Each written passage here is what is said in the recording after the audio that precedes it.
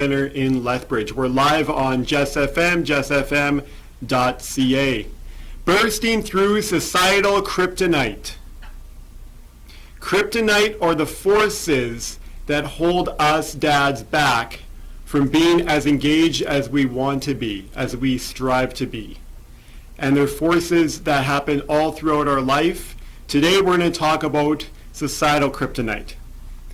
So how this happens in our workplaces, how it happens in kid places, how it happens within friends and family, and how it happens within our public perceptions, how we perceive ourselves in the world. So first of all, let's take a look at work, the workplace. Moms and dads, when they decide to have, their first baby or second baby or third baby, they'll talk about who's going to take time off for the kids. Is it going to be maternity leave, paternity leave, parental leave? Are you going to share it? That's often quite a big decision for your child's life and for your life as well. I've heard from quite a bit of fathers who have taken a parental leave, either shared it with their spouse or took the majority of it, and they usually say that that was one of the best decisions they made, and it was such a great bonding experience. And it's great for both moms and dads. Unfortunately, in the workplace, we're still lacking extended parental leave for fathers in many workplaces. So in a lot of workplaces, they may have it in policy, but it's not necessarily in practice. And I got some good research here from a colleague of mine. This is Alana Frank Wilson. She's the Parents Working Together case manager and the intake coordinator at Family Center. So, thank you, Alana. According to Maclean's in 2015, only 10% of eligible fathers claim parental leave benefits through employment insurance. And this has stayed the same or stable since 2000. So fathers are able to take 35 weeks of leave at 55% of their total income. And that has to be split with mom if both parents are taking the leave or they're sharing that. If they're both taking it at the same time. Mothers are able to take a total of 50 weeks, and it includes an exclusive 15-week maternity leave for biological mothers, so time for them to recuperate from the birth. In 2016, Prime Minister Trudeau brought up the idea of a dedicated paternity leave, but the discussion has not really moved forward since then. Things are slightly better in maybe other parts of the world besides Canada, particularly in Quebec. Fathers receive 5 weeks of dedicated paternity leave at 70% of their income. And that comes from the government of Canada in 2018. So slightly better over there in that province. According to the Huffington Post Canada in 2016, many fathers report that their employers are surprised or judgmental when they ask for extended parental leave and feel pressure to take shorter amounts of time off. And that's really unfortunate. Another part of that report is that a lot of men reported they don't feel comfortable taking extended leave because their employers would not trust them to deliver the same caliber of work after extended leave, and they're afraid they may suffer financial consequences, such as not being promoted as quickly or not being respected, those sorts of things.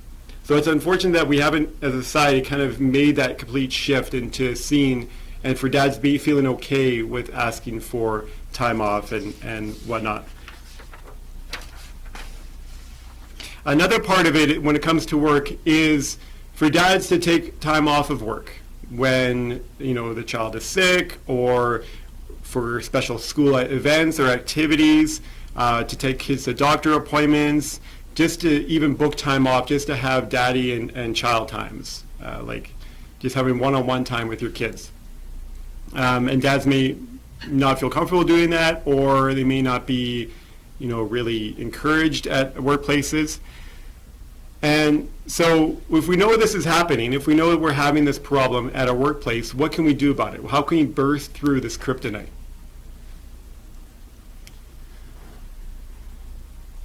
Well, of course, if you would like parental leave, if you would like more time off with your kids, it's important to talk about that with your employer. and let them know how important this is to you, how this is important to the kids, how it's important to yourself. If that doesn't work, I guess you could go up the next level and talk to your boss's boss. You could not just bring it up once, but bring it up a few times just to let them know how important this is to you. And another part of it too is if you have tried to complain or you've tried to bring it up with your boss and it's not going anywhere, and you feel stuck, you feel helpless, the best way to get from feeling helpless is to do things to help yourself feel empowered. So this could be things like daddying up your office or your workplace, right? So whether your workplace is your truck, it's your workstation, it's your company bulletin board, it's your office, your cubicle, wherever that place is, to make that dad friendly. Put up pictures of your kids. Hang up stuff from Father's Day, the gifts that your kids have made for you, or crafts or artwork or whatever it is. Try to make that just to show everybody and yourself that this is important to you, that this is right at the forefront of your life. So if you check on hashtag SuperDadsYQL, I just put up some pictures of, well, I actually put one picture up of a Father's Day gift that I received from my son Shay just this year, and it was quite delightful. I was almost to tears just reading it. It's a heart. It's a image of a heart, and within the heart it's called like word art, or it's called, I'm not sure the word, but it's where my child Shay was asked, what words represent your dad to you? And he came up with this list of words, and then the teacher helped him put that into this heart of each word. If it's a bigger word, it represents, he said it a lot of times. If it's a small word, he said it a few amount of times. I forget what that thing's called. But that was just really brilliant. I loved it, and I have it right in my office just as a pride, just to represent that this is an important part of my life and my kids are awesome and all that kind of thing. So daddying up your work environment definitely works. And I do want to point out that for you guys who own a company, or you're the boss of some place where you're hiring males, you're hiring dads, it is in your best interest, the best interest of your company, to actually encourage dads to be more involved and to be more engaged. Because according to research, dads who are more engaged in their kids' lives have better health and longevity, they have longer marriages, they have less aggression, they're more happy, you can see employees with more organizational commitment, you can see employees who are less pissed off. So it is a good idea to encourage that. Another place that societal kryptonite can occur is kid places. So these are places that service kids. So this could be places like preschools, schools, hospitals. It could be daycare, day homes. It could be parenting centers, which we have throughout Alberta. Places where there are kids and parents are encouraged to come to play with their kids. It could be fun stuff like here in Lethbridge we have Wear 'em Out, which is it's called a parent cafe. So kids are playing on the playground, the play areas, and the parents are relaxing or playing with their kids. It could be things like Get Air, things like that, that's in Lethbridge. It's a trampoline park. So places where you have families or kids. When those kid places are father-friendly, you're going to include dads more in that. You're going to encourage dads to be involved.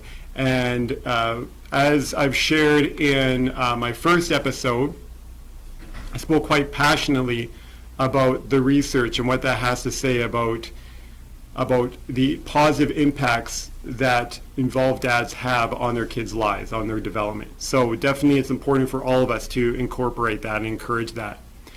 Now, unfortunately, when it comes to places like daycares, day homes, or parent and child play areas, there is unfortunately a lack of programming for dads and their kids. In Lethbridge here at Family Center, we have Me and My Dad. It's a Saturday morning dad and child play group. It's a free drop-in. Those are kind of rare around here, around southern Alberta, around other places. So we do need more of that, and we do often definitely need places that kids are at to be more father-friendly. So what I have for you, and this is on our sorry, I keep forgetting the name, Instagram. This is on our Instagram. I'm still kind of trying to catch up with social media. On our Instagram at #SuperDadsYQL, I've put up a 6-page document. So I have each picture is a different document on there. And you can download the OSA, the Organizational Self-Assessment for Father Friendliness. I have that right here in front of me. So anybody can use that. It's a great, nice checklist. It's 6 pages long. This Father Friendliness Organizational Self-Assessment, which was developed for supporting father involvement, was developed by, it's got all the citation information on the first page, along with, it was developed by or modified, edited by the developers of the Supporting Father Involvement Program, so the Cohens, the Pruitts, and it's all on there. So this is a 6-page document that looks at different areas of your organization, and it gives you ratings in which you can rate different things on how inclusive your place is to dads. So there's actually, for each of the sections, each of the questions, you give a 4-point scale. 1 is haven't even thought about this, or I completely disagree with this statement, and 4 is we have successfully completed this, we completely agree with this statement. So questions are related to organizational support. For example, how much support is there in your organization for providing services to fathers? There's parts of how does the community view the organization with respect to fathers or father figures? How father inclusive are your organization's policies and procedures? How prepared are staff members to provide services to fathers? So really good information. We started using this at Family Center here in Lethbridge in 2010 when we started with the Supporting Father Involvement Program, and we ran it until 2016, so within a period of 6 years. And throughout those 6 years, I've seen the growth that we have made in making our center father friendly. The color of the walls in the center are gender neutral, and there's different colors. It's quite vivid with colors. There's also different magazines in the waiting area and in our library as well.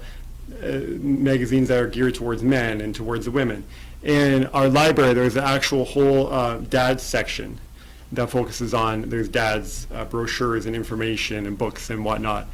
In the bathroom, which is like, it's pretty cool, it has a tiny toddler toilet in our bathroom and a change table.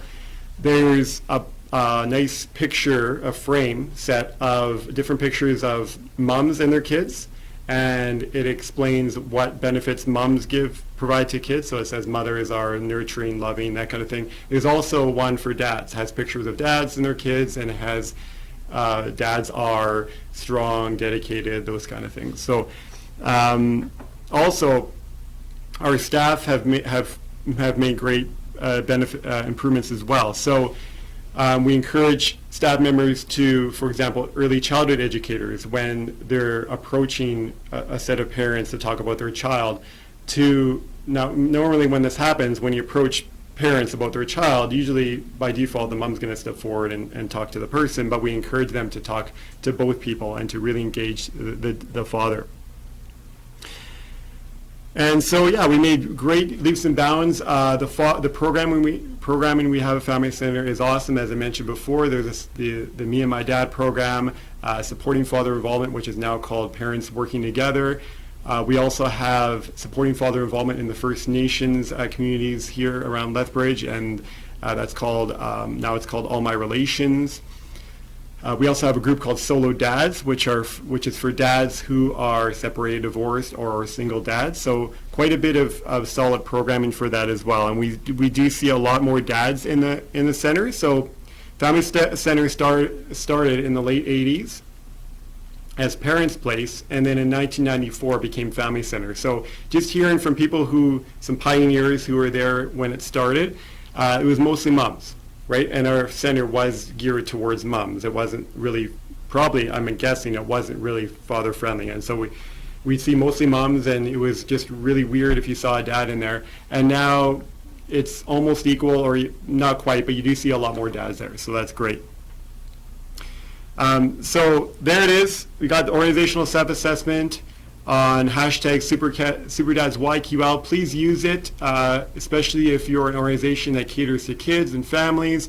Use it even if you're not, right? It's great to have father-friendly, engaging, male-friendly organization, and to promote the importance of father involvement for child development. Okay, we're going to move on now to friends and family. So there's another area of society where Kryptonite can form for dads, and that's friends and family. So for the dads out there, how many of you have heard from maybe friends or maybe family members that when you're with your child, you're spending quality time with them, that it's called babysitting? Unfortunately, that still happens where you spend time with your kids and other people call it babysitting. It's not babysitting, obviously it's parenting, it's spending quality time with the kids, it's being actively involved in their development, all that great stuff, right? So it's about how we label that. Now, another way to see this Kryptonite that can come out is in extended families where we have different generations, like grandparents or great-grandparents, where they are brought up in a different society where parenting was valued differently. So for example, let's just say that we have, let's say we have a mom and a dad, and then we have a grandma and the baby, a new baby. This is the parent's first baby. Okay, so let's say that they're hanging out, the dad is holding the baby, and the baby starts crying. Okay? Excuse me. What does the grandma do? She maybe goes over to the baby, picks up the baby, and holds the baby, and then gives it to mom. Okay? So that's just a really, maybe just an innocent act, right? Grandma grew up in a different generation where moms were maybe, the ones that took care of kids. But what does it really show? Right? It's implying, in a way, that dad doesn't know what he's doing, that mom needs to take care of the kid, that moms only know how to calm a child. For me, if I'm in that situation, I'm just like thinking to myself, well, get up, I just wanted to tell that dad that you have this. Like, the baby is crying, there, 4 reasons. The baby's hungry, tired, overstimulated, bored. Like, you can do this. You know what to do here. You can do this.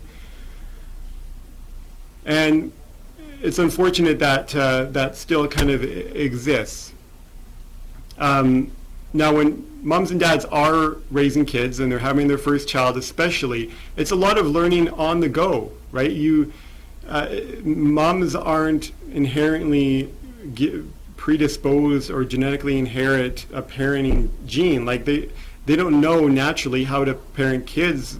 Even if one parent has more experience with kids previously, you're both learning on the job, and it's important to try things out and see how it goes, and then kind of just try to make it happen as a couple, right? As a co-parent, as a co-parenting relationship. So I think if that were, of course, bursting through that piece of Kryptonite is to as dads just to feel comfortable in trying to learn as much as you can about your child and about parenting and whatnot, and then just kind of letting people know and setting boundaries that I got this. I know what I'm doing here. I'm feeling pretty good here. So just to set that boundary.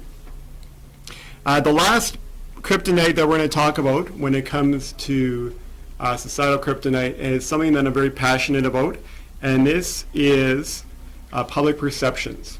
So how we feel perceived by society and being a dad or a mom, right?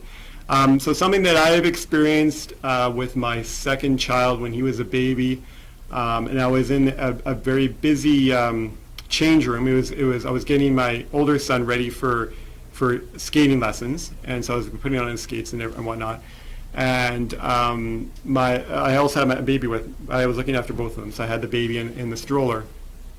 And Rhett, our baby, was starting to cry, right? And so while I was helping out my other son, and so I'm trying to calm him, and I feel pretty confident. I'm doing the rocking, I'm doing the back and forth, and the soft reminders and talking and all that stuff. And he's getting there, right? And then twice in that encounter, I had two different mums at different occasions come up to our baby, and actually kind of take over and trying to calm down the child and doing basically the same thing I was doing.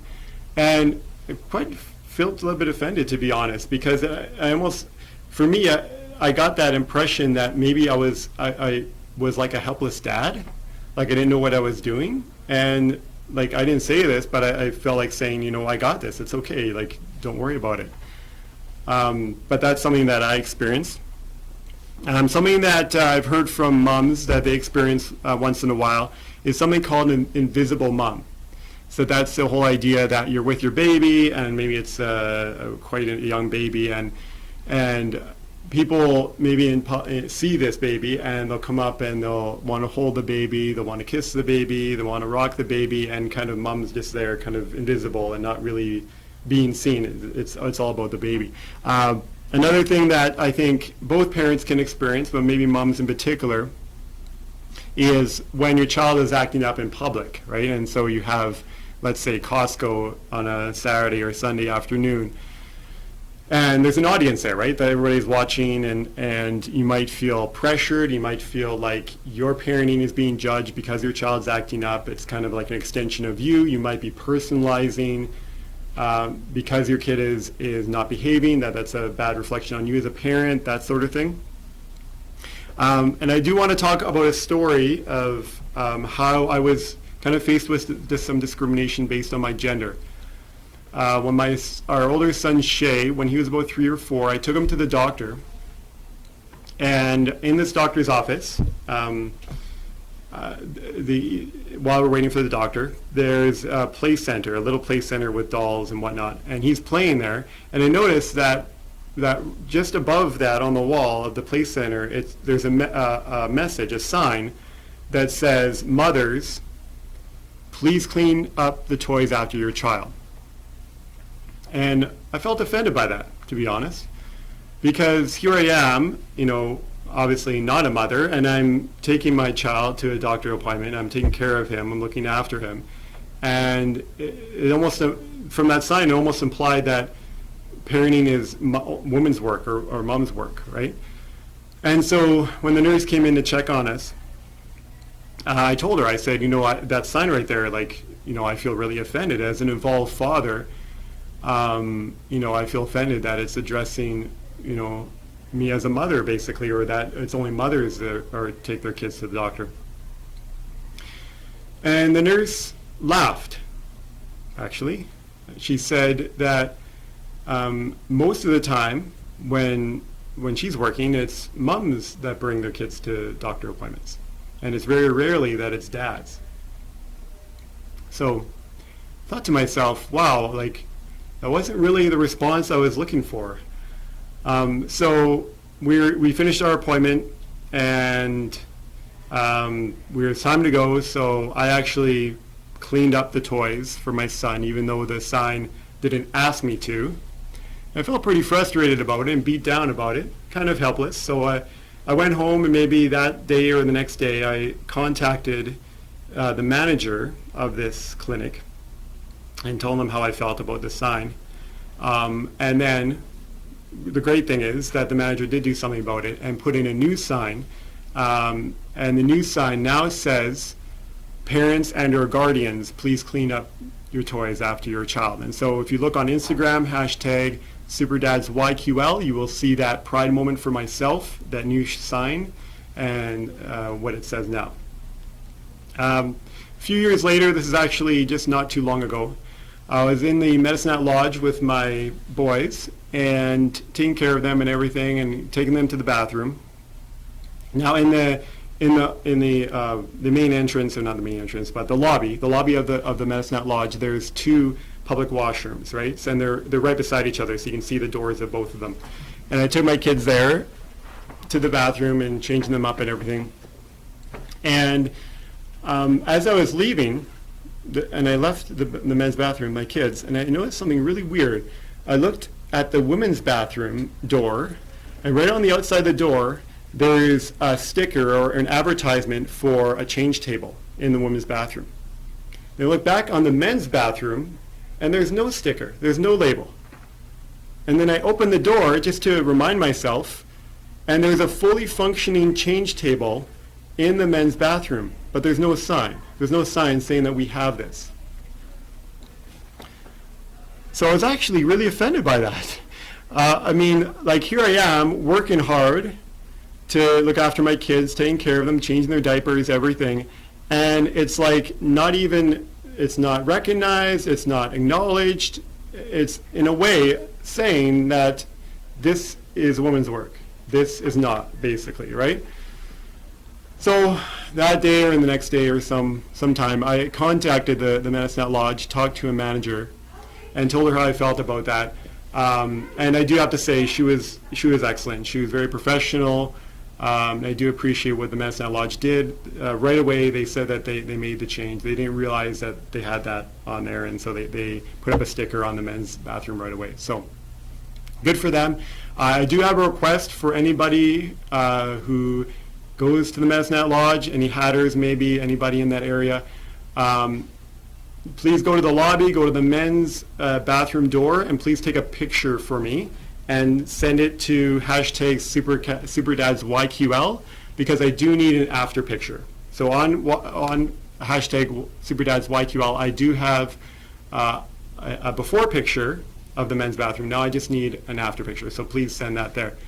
Help me out with that. So this became the start, this moment of me complaining about the bathrooms became the start of something that my colleagues call my BM. I've had a few BMs, and they're pretty gigantic. They feel really good to get out. And the BM I'm talking about, of course, is bathroom movement. And it's quite fitting because my initials are BM. So this year, year and a half ago, I was on a flight with my family from Lethbridge to Toronto, and it's a 4-hour flight, or it's more 4.5 or something. And my job was to look after our son Rhett, and at this time he was still 1.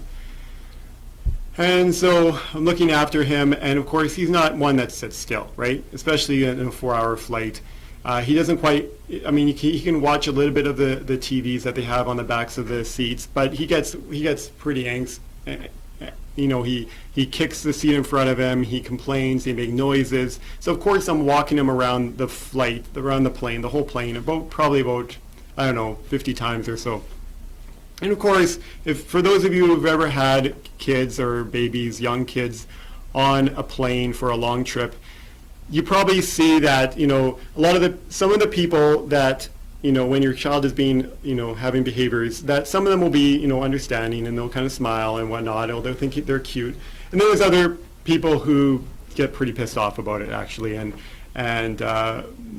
show you some pretty nonverbal communication that they're pretty pissed off. So I got my fair share of both of those, but the crappy thing about this is that, yeah, I think I was doing a good job looking after him and walking him and everything, but in the lavatory of the airplane, of Air Canada's airplane, there's it's a unisex bathroom, right? And there's a symbol on it, on each each of the doors. It's a change table symbol to show that there's a change table in there. But the symbol that they have it's a baby on a change table, and then there's a parent changing the baby, and it's just this unisex symbol of a woman, which is like the bathroom symbol of a woman, which is a skirt or whatever, right? Or I guess it could be a man with a kilt, but it did look like a skirt. And so she's changing the baby, and Now, what happens is it's on the outside of the door to the lavatory. You open the door, and you know how those bathrooms are really tiny, right? And you can barely move around, and then there's blue water in the toilet, and like the water like barely comes out, and you can barely wash your hands.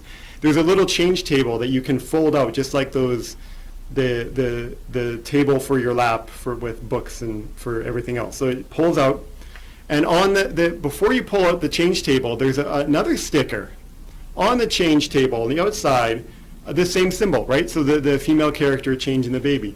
So it's a double message. So just in case you didn't get the message the first time, you get it again, that this is women's work, right? I know that's not what it's saying, but that's how I felt. I felt very offended again that here I am working hard, busting my ass off, pardon my language, busting my ass off for my child, and it's not being acknowledged. It's not being respected, appreciated. So, of course, after that, I sent an email to Air Canada, a nicely worded email complaining, and this is the response I got. Dear Mr. Moser, thank you for contacting us following your family's flight to Toronto. Our aim is to make traveling with Air Canada thoroughly enjoyable for all our customers. Your observations and comments regarding signage aboard our aircraft enable us to provide valuable feedback to our in-flight and senior management in our ongoing efforts to deliver a quality, meaningful product. Mr. Moser, your support is appreciated, and we thank you again for taking the time to share your insight.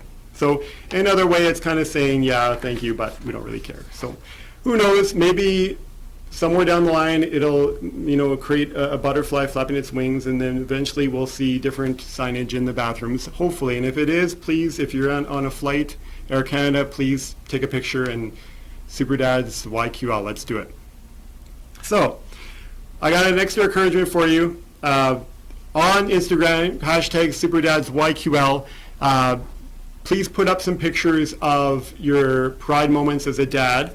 So, and this is like things that you have in your work area, Father's Day art or crafts or pictures of your kids that you have somewhere in your work area. And also some of your suck zones, like when you might have felt discriminated, like I did with Air Canada or whatever. Just put some of those pictures up. Hashtag Superdad's YQL. Again, this is Jess FM. We're live on jessfm.ca.